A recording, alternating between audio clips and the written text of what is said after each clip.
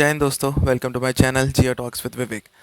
दोस्तों 27 अगस्त को एडिशनल 25% टैरिफ जो कि प्यूनिटिव टैरिफ है for buying Russian oil India पर लग चुका है। तो ओवरऑल टैरिफ जो कि पहले 7 अगस्त को 25% लगा था और 27 अगस्त को 25% लगा है, टोटल टैरिफ हमारे पर 50% लग चुका है। ठीक है। अब इंडिया का ओवरऑल ट्रेड जो यूएस के साथ है which is around $132 billion, India का एक्सपोर्ट है $86 बिलियन और इंपोर्ट है $45 बिलियन का, जिसमें India is in trade surplus with US and the figure is around $41 billion. मतलब इंडिया का जो ट्रेड है यूएस के साथ, उसमें $41 बिलियन का इंडिया मुनाफे में है।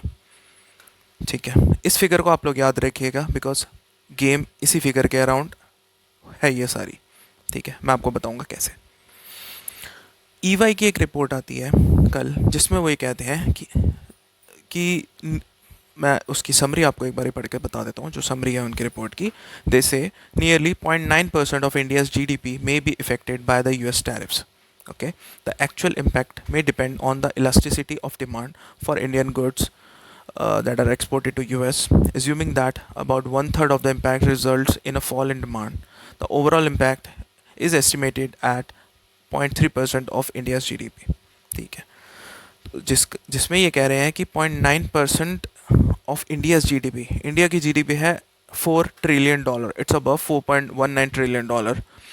ठीक है, और जिसका 0.9% इम्पैक्ट हो सकता है यूएस के टैरिफ से।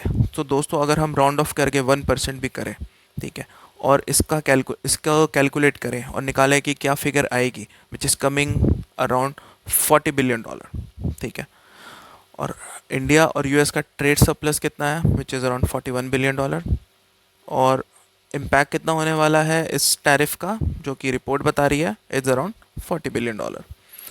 Again same thing, Indian government का भी असेसमेंट यही है कि टैरिफ के इम्पैक्ट की वजह से $48.2 बिलियन के एक्सपोर्ट्स पे इम्पैक्ट पड़ेगा।